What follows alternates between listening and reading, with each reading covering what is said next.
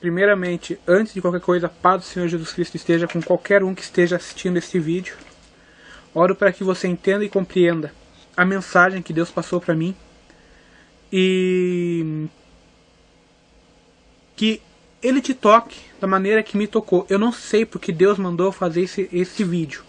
Esta noite eu estava tentando dormir, só que o Espírito Santo não deixava. Ele começava a falar comigo e dizia: assim e assim está acontecendo com o meu povo. Isto tem acontecido. Eles têm pensado que não tem propósito a vida deles. Eles têm deixado de... esquecido, não deixado de lado, esquecido que eu coloquei na vida deles um propósito. E o principal propósito é ganhar almas. Só que o propósito deles tem sido deixado de lado porque eles têm se desanimado. Desanimado com as pessoas, desanimado com a vida, desanimado com os outros. E esquecido de mim. É o que o Espírito Santo falou para mim. Esquecido que eu os escolhi. Esquecido que eu estive sempre perto. Esquecido que eu não... Como eu posso dizer isso? Mesmo você falando contra Deus, Ele ainda continua perto de ti, entende? Tu pode estar da pior maneira possível. Pode estar contra Deus neste momento. Pode estar dizendo: ah não, eu sou ateu, não acredito mais em Deus.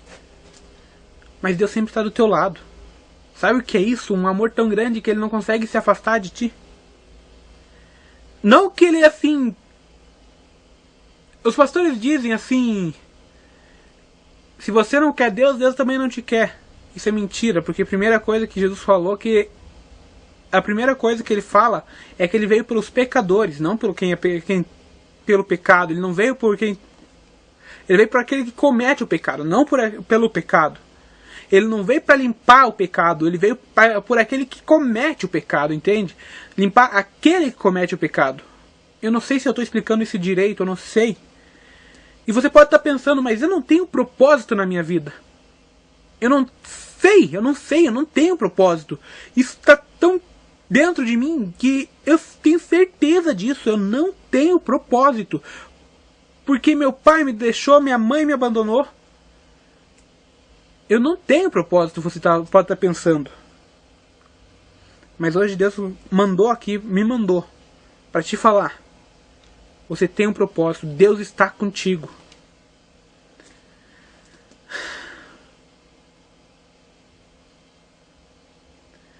E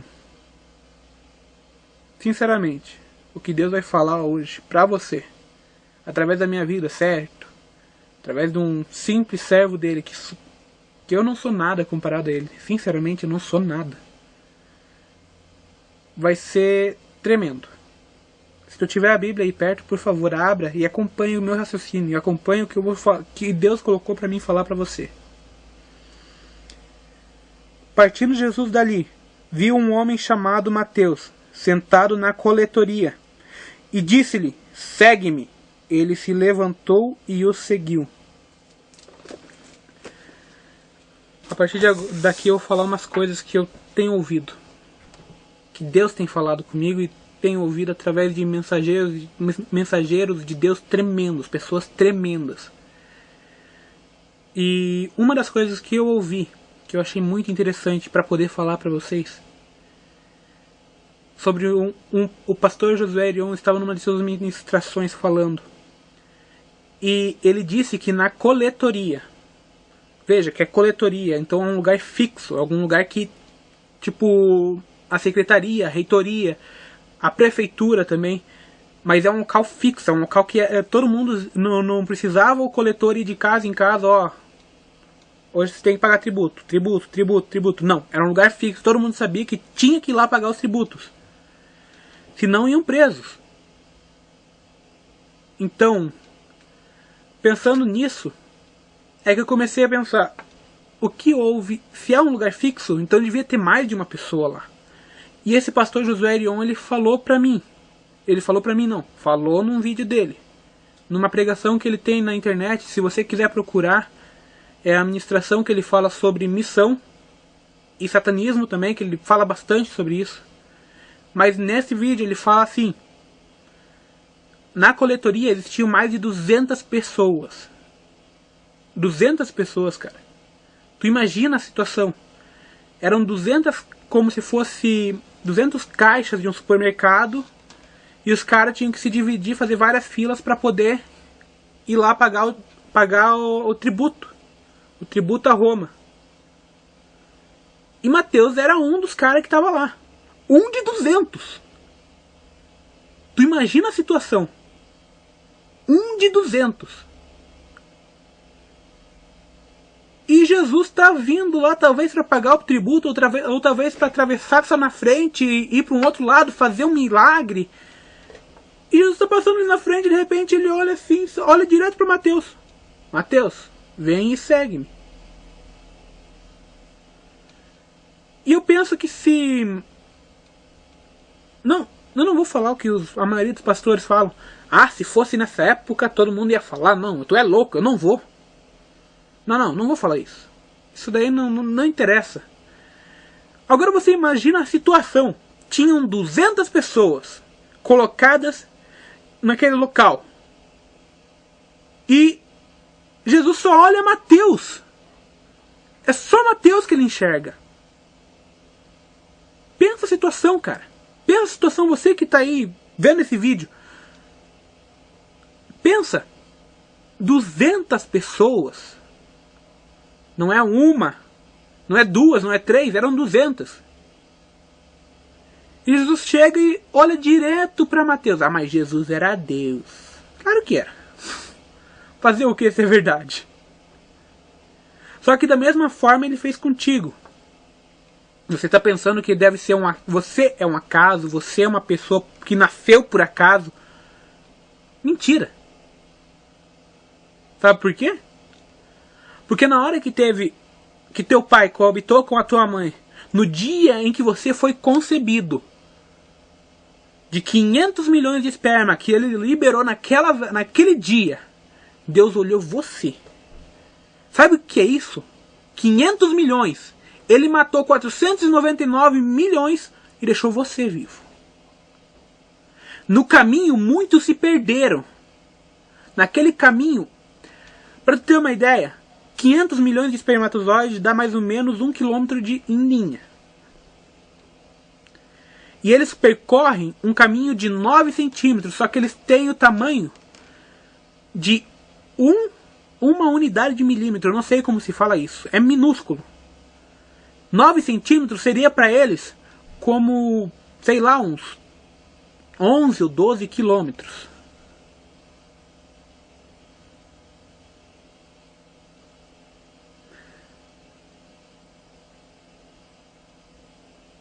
E daí tu pensa, eu corri 11 ou 12 quilômetros. Talvez eu fosse o último a chegar lá. E ainda assim fui eu quem nasci. Agora tu vai me dizer que tu é obra da casa. Ah, mas eu era o mais forte. Não é por força, meu irmão. É aquele que bate, sabe? Tem aquela química, entendeu? Tem até um vídeo que eu acho muito engraçado, que eu acho que depois eu vou até colocar na descrição o link desse vídeo, que chega um monte de espermatozoides ao redor do óvulo e ninguém consegue. E daí chega o Dom Juan, o espermatozoide, o cara, né? E ele chega com um buquê de flor, apresenta pro óvulo e puf pra dentro. É mais ou menos assim que acontece. Tu tem que tinha que ter batido aquela química. Ou seja, Deus já preparou você para tu entrar lá dentro. Antes mesmo de tu sair lá fala bem sério, do pênis do teu pai, Deus já colocou assim: tu vai ser, não tem outro. É você, é tu que eu quero. Entende? É uma coisa que as pessoas não entendem, que muitas pessoas não entendem. É uma química que bate e a pessoa acaba começando a se formar. Tá certo? É só metade. O espermatozoide só tem metade e a outra metade do teu ser tá no óvulo. Mas você correu quase 12 quilômetros, metade de você pelo menos, correu quase 12 quilômetros para chegar até o óvulo. Pô, meu, é muita coisa que você batalhou e você tá dizendo que tu não tem propósito. Até tu tá dizendo assim, eu não pedi pra nascer. Se tu não pedisse pra nascer, então não fosse o primeiro ou não fosse o que entrasse. O que entrou lá. Se tu não pediu pra nascer. Não fizesse aquela guerra. Ah, mas era subconsciente, eu não tinha consciência. Pra mim e pra Deus não é bem assim. Você tem consciência desde o momento em que há a concessão e há aquele, como eu posso dizer, a vida, desde que há vida. Vai dizer que o espermatozoide não tinha vida. Se não tivesse vida, ele não saía nadando. Mas aí, isso faz muito tempo, você pode estar falando. Então vamos voltar para vou te contar uma historinha. Certa vez estava Jesus. Vou pesquisar aqui na Bíblia porque eu não lembro direito, me perdoem. Está em João 11, se vocês puderem. Só quero ver a cidade, porque a história eu sei como ela é.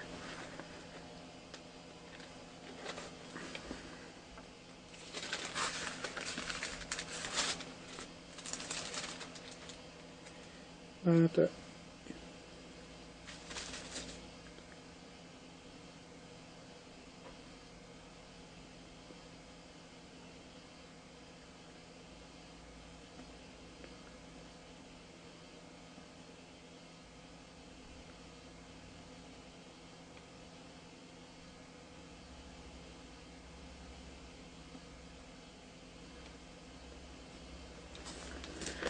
Certa vez estava Jesus em Jerusalém.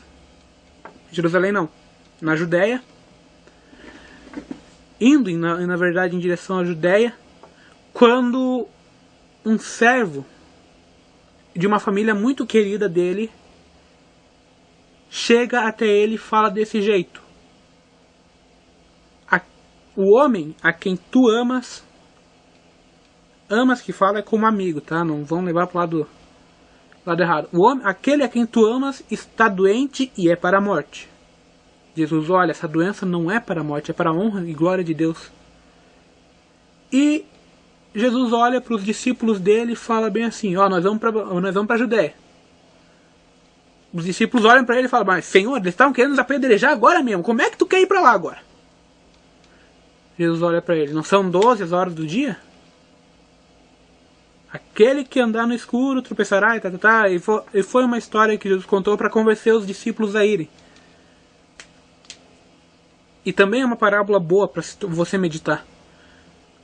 Mas aí, passando-se, creio eu, que 3 dias, Jesus olha para os discípulos e fala assim: nós vamos para Betânia, cidade onde este homem morava, e esta família que Jesus amava, que Jesus gostava muito, morava. E Jesus olha assim: nós vamos para Betânia. E os discípulos, nós podíamos ter ido antes. Por que nós vamos agora? E Jesus olha para eles: é porque Lázaro dormiu. Ah, mestre, se Lázaro dorme, está salvo. Deixa ele lá. E ele olha assim: vocês não entenderam, né? Ele morreu, tem que desenhar tudo. Tá, morreu. E eles foram em direção a Betânia. Chegando lá, a primeira pessoa que ele encontra. Chegando lá, uma multidão cerca Jesus. E, como sempre, né, Jesus sempre cercado, sempre admirado por muitos. Por isso que eu admiro ele, por ele ser admirado desse jeito. Chegando lá, a palavra fala, Jesus já encontrou Lázaro, ele já estava sepultado. E mesmo Maria, quando chega e fala, começa a chorar, ela fala: mas Senhor, já fazem 4 dias.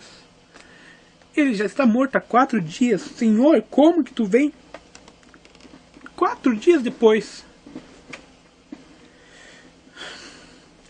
E ainda o que fez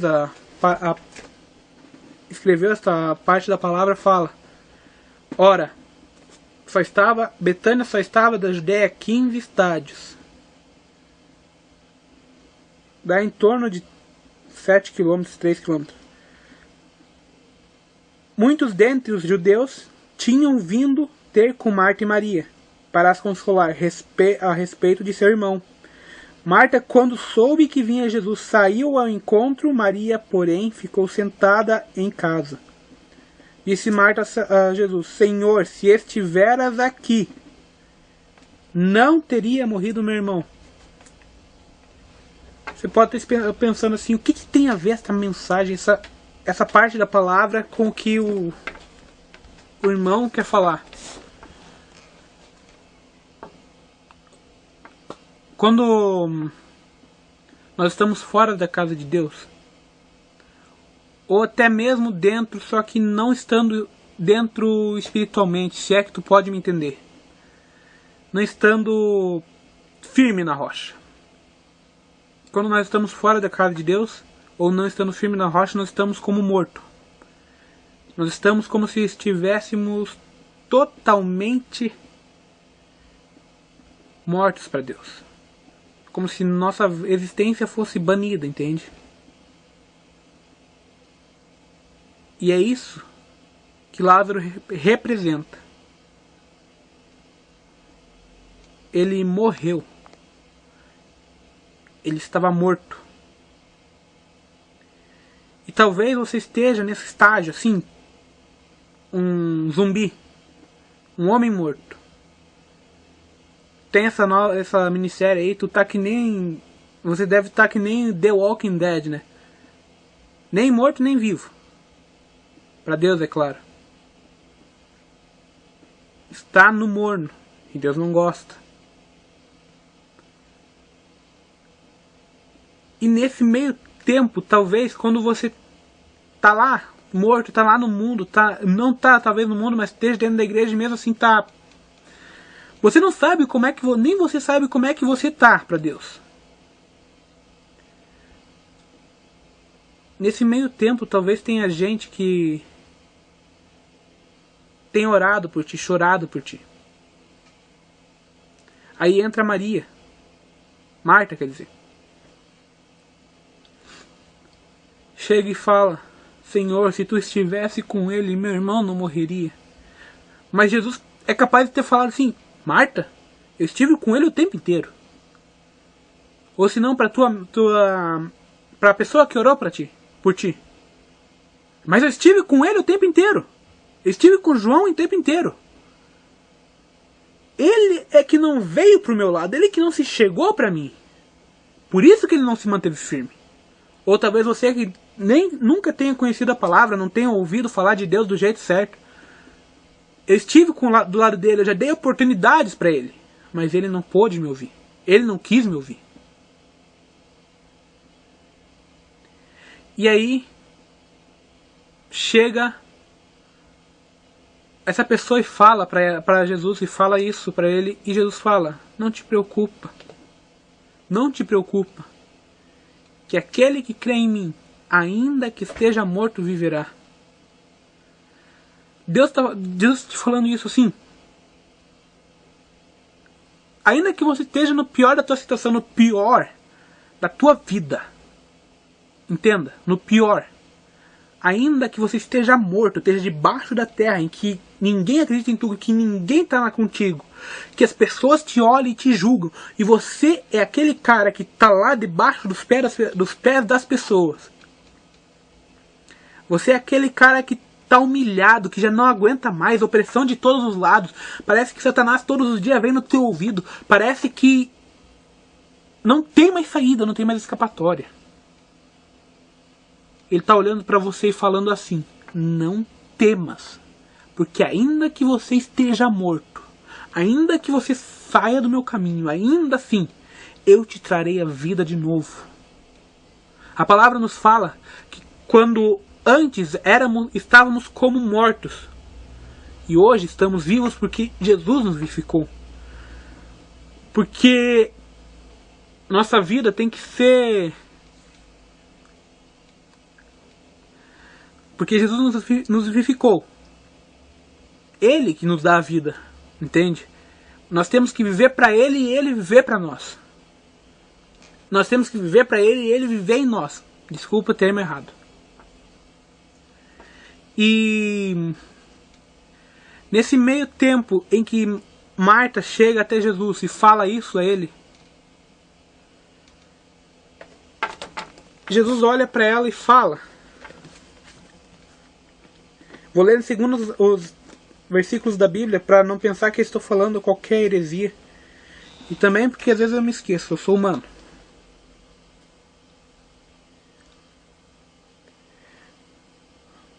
Marta, quando soube que vinha Jesus, saiu ao encontro. Maria, porém, ficou sentada. Disse, pois, Marta a Jesus, Senhor, se estiveras aqui não teria morrido meu irmão. Mas também sei que mesmo agora, tudo quanto pedires a Deus, Deus te concederá. Declarou-lhe Jesus, teu irmão há de ressurgir. Eu sei, replicou Marta, que ele há de ressurgir na ressurreição do último dia. Disse-lhe Jesus, eu sou a ressurreição e a vida. Quem crê em mim, ainda que morra, viverá. Vocês estão entendendo? Maria replicou Jesus. Chegou um momento que Maria disse assim, quer dizer que ela não estava mais acreditando. Pode ser que você esteja nessa parte, sabe? Eu já não acredito mais nas promessas de Deus, eu já não tenho mais forças para continuar. Aquele ímpeto que eu tinha no início, aquele negócio sumiu da minha vida, eu não tenho mais. E daí Jesus olha para você e fala bem assim. A primeira coisa que Jesus falou para ela, teu irmão há de ressurgir. Ou seja, a tua vida, a tua obra há de ressurgir. O que você tem para fazer há de voltar à tona. Mas aí você olha para ele assim, sim, Senhor, é claro. Com aquele ar de sarcasmo, né? E fala para ele, claro que é. No dia da ressurreição dos mortos, lá no último dia. E Jesus olha para você com a calma e paciência, às vezes acha que até com um pouco de humor. Disse-lhe Jesus, eu sou a ressurreição e a vida. Ou seja, ele está olhando para você e fala assim, não tema, eu vou trazer de volta aquilo que você perdeu. Tu perdeu a tua vida, perdeu a tua obra, o teu ministério, eu vou trazer de volta.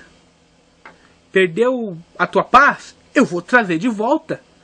Eu ressuscito a tua paz, eu ressuscito o teu ministério e vai voltar. É teu. Quem crê em mim, ainda que morra, viverá. Tu crê em Jesus? Bah, cara, se tu tá vendo esse vídeo e não crê em Jesus, tá perdendo teu tempo.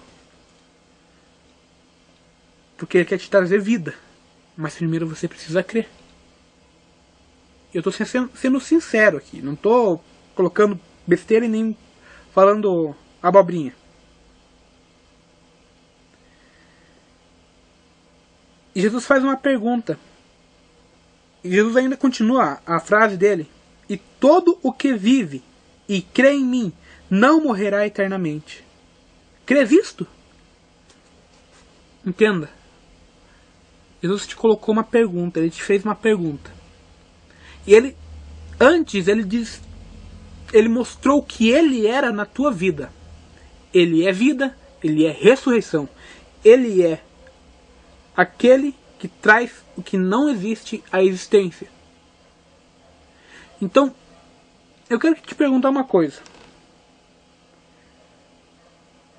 Se todo aquele que crê em Jesus não morre eternamente, você crê que Jesus pode ressuscitar o teu ministério? Porque o símbolo de morte também pode ser colocado em cima do ministério. Ou o símbolo de morte pode ser colocado como uma pessoa que se desviou, ou uma pessoa que nunca entrou para os caminhos do Senhor. Você crê que Deus pode ressuscitar o teu ministério, ressuscitar a tua vida, trazer você à vida, se você estiver fora do caminho? É simplesmente crer. Deus nunca exigiu para salvação e nem para ministério. Ele não exige nada. A única coisa que ele exige: tenha fé. Você vai ver. Efésios 2 fala. Porque a salvação não é por obras, para ninguém se gloria, mas é por fé. E fé é dom de vós. Não é dom de vós, é dom de Deus. Opa, nem fé ele te cobra, cara. Porque a fé já vem dele. E ele vai te dar, é dom. Dom é uma coisa doada, é uma coisa dada, uma coisa entregue. Deus te entregou a fé. A quantia de fé que ele quer que você tenha. Você tem pouca fé, mas é porque você não pediu mais. Porque Deus pode te entregar mais. Entendeu? Sim, Senhor, respondeu ela. Eu tenho crido que tu és o Cristo, Filho de Deus, que devia vir ao mundo. Tendo dito isto, retirou-se e chamou Maria.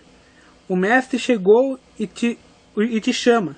Ela, ouvindo isso, levantou-se depressa e foi ter com ele.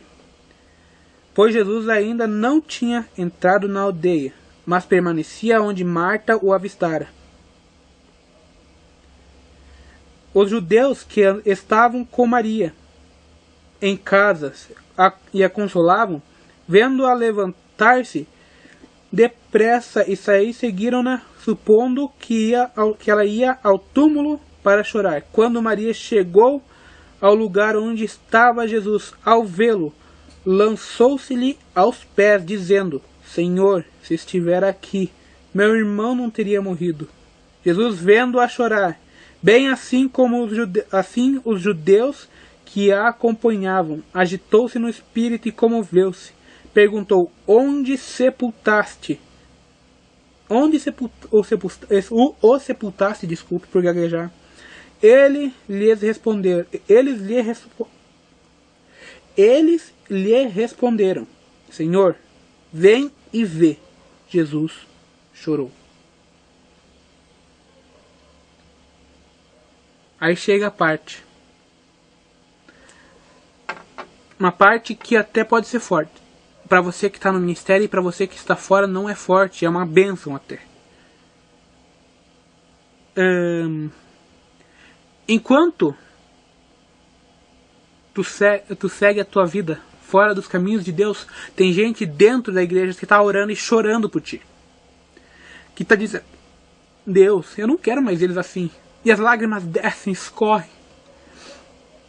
E aí Jesus chega, o Espírito Santo, e tá junto chorando. Mas quando ele se levanta, depois de chorar, depois de enxugar as lágrimas, a primeira coisa que ele faz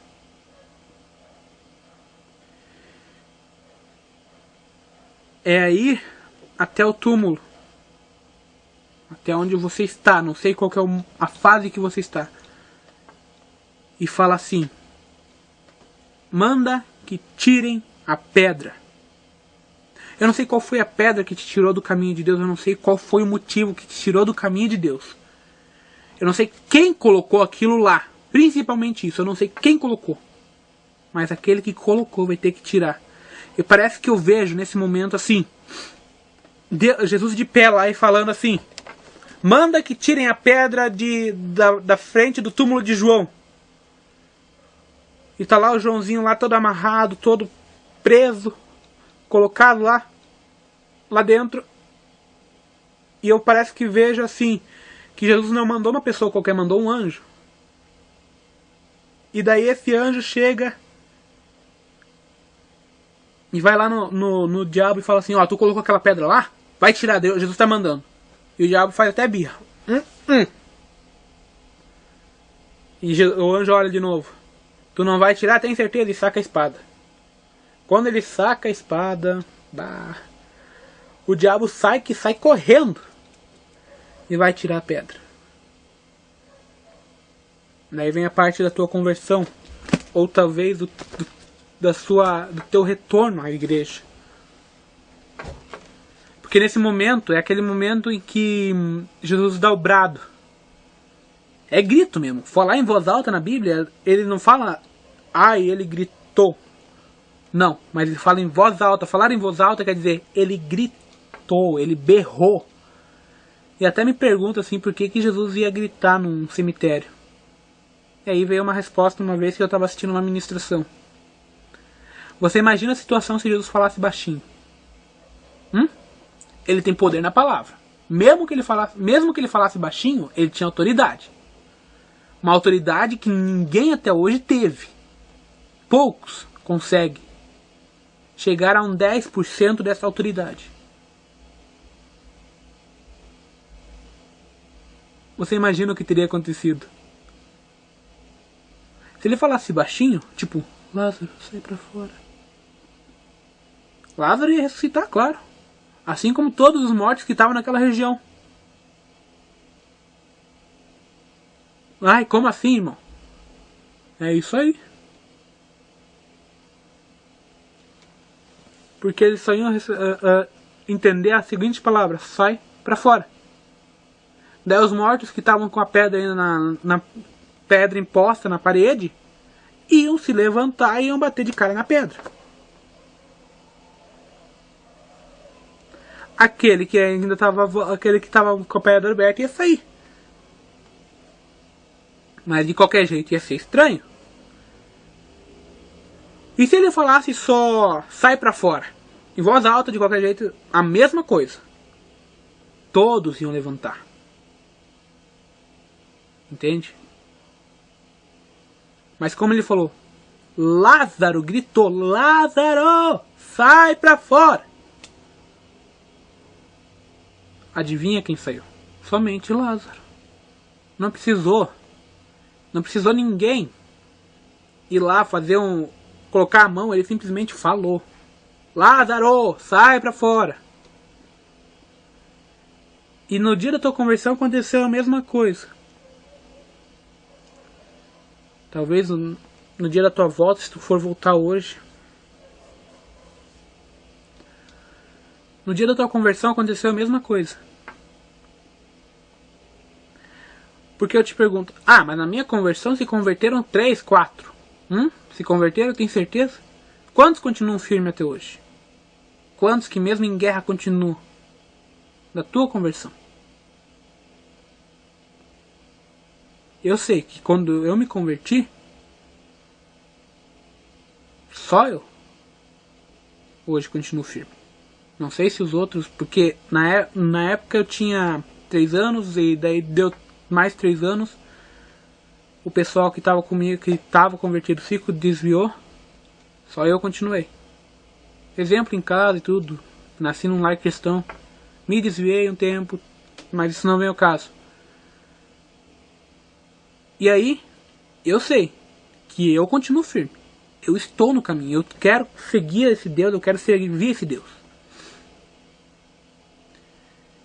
E você pensa, você não tem um propósito, mas qual de todos que se converteram junto contigo estão firmes realmente hoje? Que estão com sede da palavra, que estão buscando a palavra de Deus? Se você está vendo esse vídeo é porque está com vontade de ouvir a palavra de Deus. Então, cara, qual? Quantos? Quantos ainda continuam? Sabe por quê? Porque na noite da tua conversão, Jesus só gritou o teu nome. Ele não gritou o nome dos outros.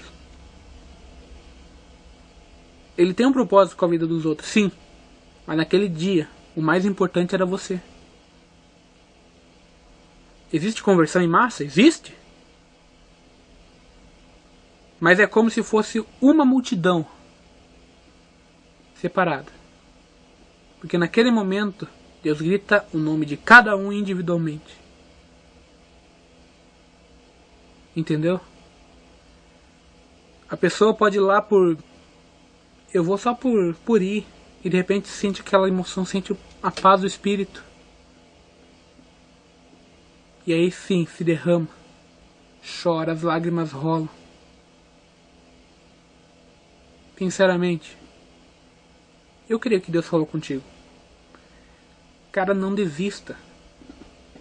Que Deus tem um plano contigo, cara, desde o início. Como tu ouviu o que eu falei, tu sabe que é verdade. De 500 milhões Deus escolheu você. de toda uma multidão que estivesse naquele culto em que você se converteu. Naquele culto que você se converteu. De todas as pessoas. Talvez só você esteja firme até hoje. Cara, pensa, homem. Se não é propósito de Deus, então por que você continua? Deus tem um propósito contigo, não desiste. É difícil, Jesus disse. Nesse mundo tereis aflições. E aflição não é pouca coisa, não. A aflição é tu ranger os dentes de tanta dor. A gente não chegou a esse nível ainda. Você está entendendo? E agora, só para terminar, eu quero falar uma coisa. Eu quero que tu se imagine no lugar das pessoas que morreram pela fé.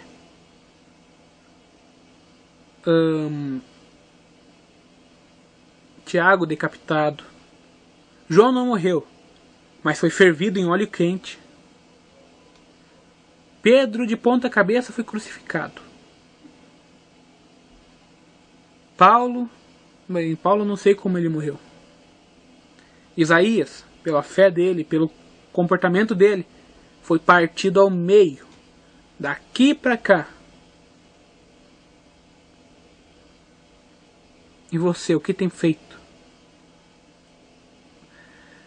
Mas ele vivia em tempos difíceis. Você não sabe como o mundo está se afunilando. Logo você vai viver esses tempos. Se você não tiver força para aguentar agora, cara, você tá ferrado. Não vai ter. Não vai ter nem chance. Entendeu? Cara, se mantenha firme porque Deus tem um ministério na tua mão. O ministério é dele, ele te deu, te entregou. Mas continua. Continua porque Deus tem. A palavra fala que aquele que vencer herdará. Aquele que vencer herdará. É sempre o que vencer. Você vai ver em Apocalipse as 7 cartas. Aquele que vencer, lhe será dado. Aquele que vencer, lhe será dado. Ou seja, perseverança até o fim. Amém? Eu vou orar por ti. Deus, neste momento eu entrego a minha vida e a vida dessa pessoa que está assistindo esse vídeo. Pai, neste momento eu te peço, derrama sobre ele uma porção dobrada do teu Espírito. Dê a ele, Pai, a perseverança que ele precisa. Dê a ele, Pai, a vontade de vida, a vontade de viver, a vontade de continuar. Dê a ele, Pai, mostre a ele o teu propósito. Que você mostre a ele que você tem um propósito na vida dele. Senhor, eu não sei quem é que está assistindo isso que o Senhor colocou para me falar. Não digo que é uma ministração porque foi só umas histórias que eu contei, alguma coisa que o Senhor colocou em minha cabeça, em minha mente, em meu coração. Senhor, eu te peço, derrama sobre ele unção dobrada, unção do Espírito.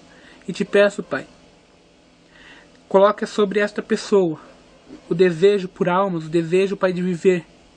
Em nome de Jesus, é o que eu te peço. Amém.